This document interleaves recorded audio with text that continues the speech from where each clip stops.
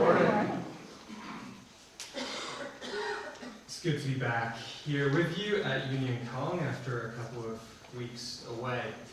The reading for this week from Luke is the one that Allison just read. There was also a reading from the book of Proverbs in the lectionary that was very simple. Do not put yourself forward in the king's presence or stand in the place of the great, for it's better to be told, come up here, than to be put lower in the presence of a noble.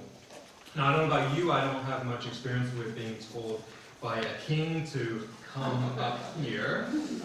In a few moments, in our own way, in our own church way, we will say, come up here to receive communion. And I assume that you will come up in something of an orderly fashion. You will not be jostling with your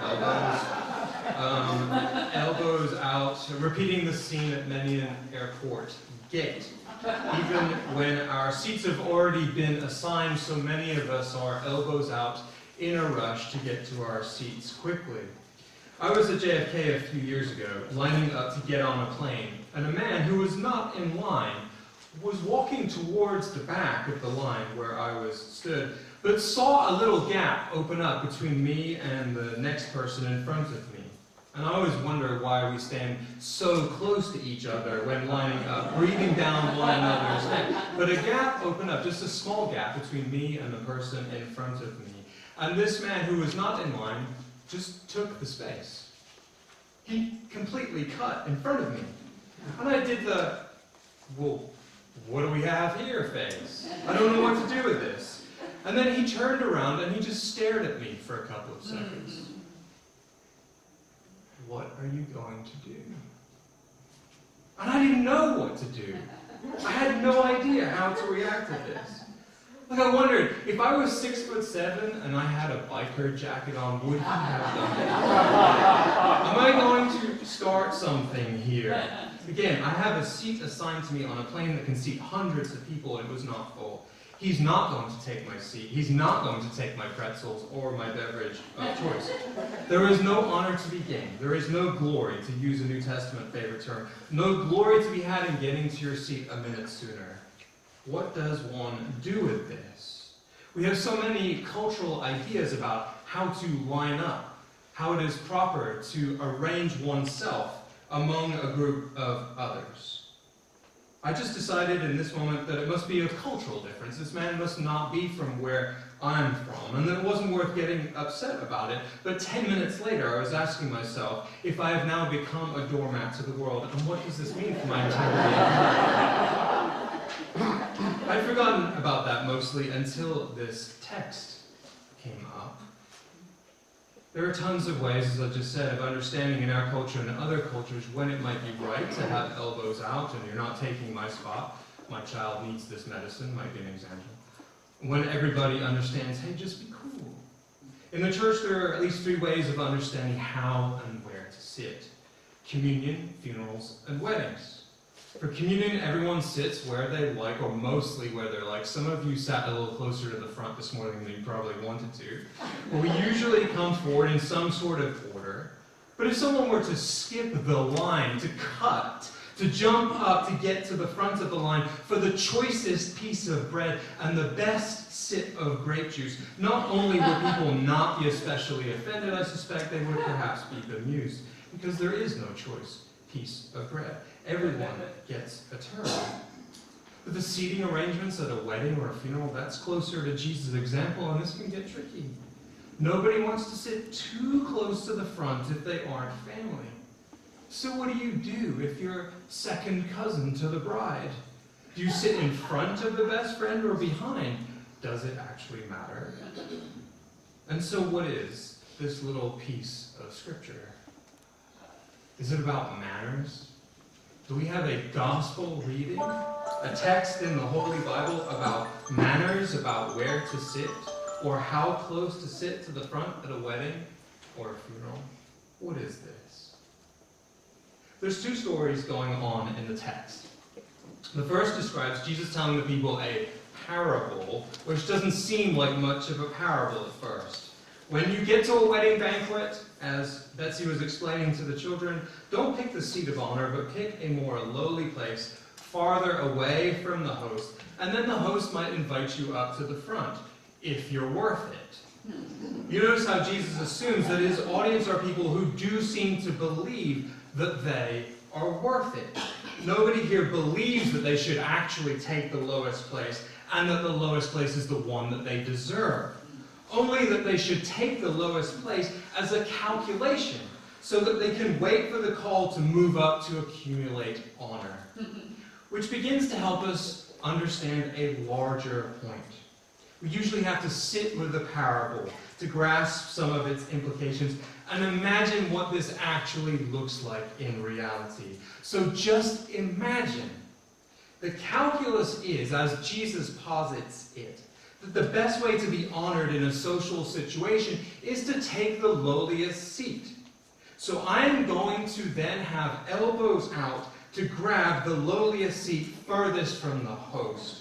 Elbows out because if this is generic cultural wisdom, there's probably somebody else that is also aware of this bit of honor-garnering wisdom. So I'll get there as early as possible to grab the seat furthest from the host, only to find Cousin Pete is in that seat.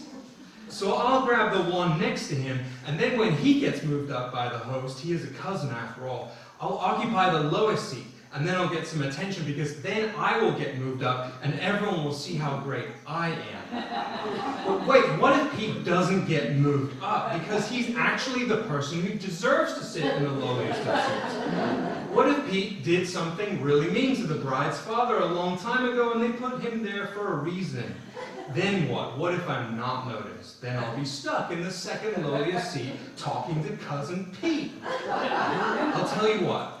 I'll go a day early, and I'll camp out close by so that I can grab that lowest seat before anyone else gets there. I won't shave or shower, but that's okay. I'll be in the lowest seat, and then I can be exalted later, and everyone will notice that my clothes are rumpled and my hair is a mess, but at least I'll be noticed. Friends, my assumption is that this first part of the reading for today isn't actual advice. Jesus is asking you to take this conceit to its logical end. And to rub it in, we get the second part of the gospel.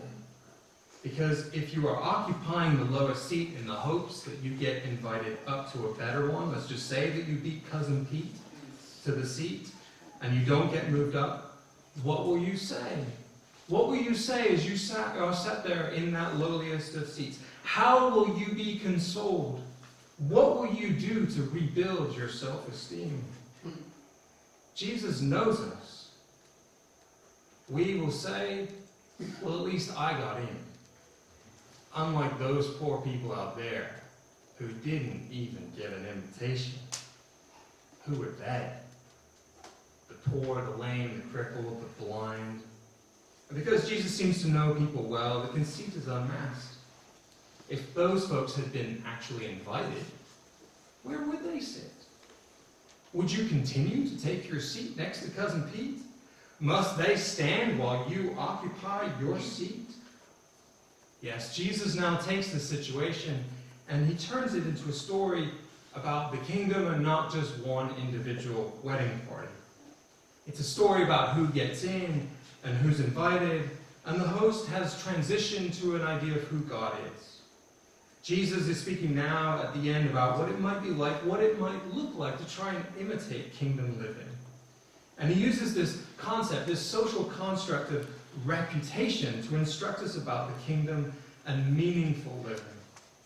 It's seemingly quite artful because we all, of course, have a reputation whether we want one or not. Now, I used to think that to talk about reputation meant counseling people that how others think of you, in the end, it doesn't really matter. That the lesson here is that you belong to God, and that's all that matters. That ultimately that's your identity and the thing you must lean into in order to preserve your sanity. Because chasing reputation is what leads to the ridiculous scenario with Cousin Pete. That chasing reputation, exaltation, it is a fool's errand. Chasing adulation is a fool's errand. Chasing glory and awards and adoration is the quickest way to receive none of those things. And I still accept that to be true. But I also think that more than one thing can be true at the same time. And so the second thing that is true is that your reputation does matter. And what people think of you does actually matter in some key ways, in some important ways. We live in an era where companies have reputation officers, and people's livelihoods depend on the management of one's reputation. We probably shouldn't suggest in the church that these things are inconsequential to everyone else. And on a personal level, you can't get a job if everyone thinks you're dishonest. You can't actually be in a relationship with someone if nobody trusts you. It's a little too simplistic to say that reputation doesn't actually matter when it so plainly does. And I think that Jesus illuminates that point precisely with this last picture in today's reading of what lunch looks like in the kingdom. That is, that your reputation matters among peers, and it matters in the sense that you ought to be a person of integrity, honesty, kindness, generosity, and to have the capacity to love. A part of your reputation must be built on the capacity to admit wrongdoing and redress balances. But in order to gain your reputation, you actually have to be those things. And if you actually are those things, then chasing your reputation is far less necessary than if you aren't those things, or if you were trying to live into those virtues. It's going to take a lot more work to build a reputation of honesty if you aren't actually honest.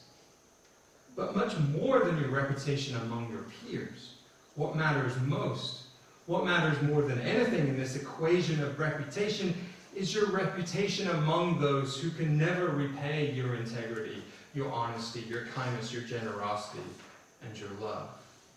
We might remember that Luke is addressed to a relatively privileged audience of Roman citizens, and if that's true, this passage is a paraphrase of another saying of Jesus. So if you are privileged and you have a good reputation among those who dress like you, talk like you, and went to the same school as you, what credit is that to you?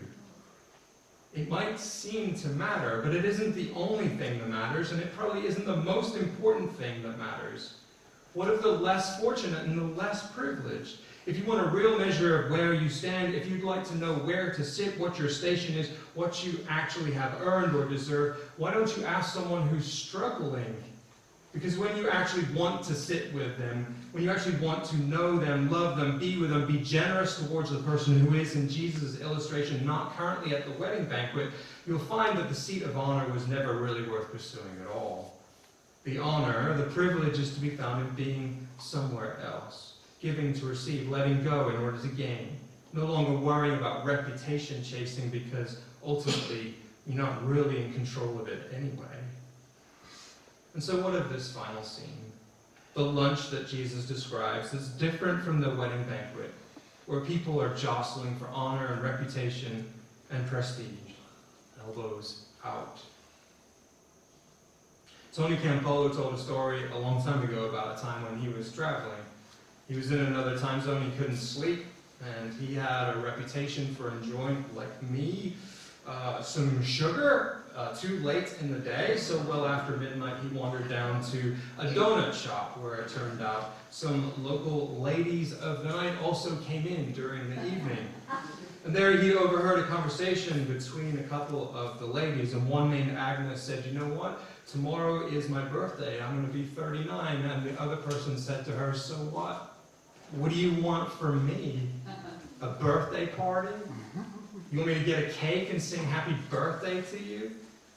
And Agnes replied, "Come on, don't be so mean. Why do you have to put me down? I'm just saying it's my birthday. I don't want anything from you. I don't need anything from you. Never had a birthday party my whole life. Why would I have one now?" So Tony got an idea. He asked the shop owner if Agnes came in every night. And the shop owner said yes, indeed, she was there regularly. And so Tony invited him into a party conspiracy. Together they arranged for cake and candles and party decorations for Agnes, who was to Tony a stranger. The next night when she came in, everyone who was present shouted surprise, and Agnes couldn't believe her eyes. The donut shop patrons all sang happy birthday, and she began to cry. When the time came to cut the cake, she asked if they wouldn't mind if she didn't cut it just yet, so that she could take it home just to keep it for a little while longer and savor the moment. And so she left carrying her cake like a treasure. Tony, before she left, led the guests in a blessing for Agnes, after which the shop owner told Tony that he didn't know that Tony was a preacher. He asked what kind of church Tony came from, and Tony replied, "Well, I belong to a church that throws birthday parties for anybody in need at 2 in the morning." And the shop owner couldn't quite believe him. He said, "No, you don't. There's no church like that." I suppose there will always be the question of whether one's reputation is deserved.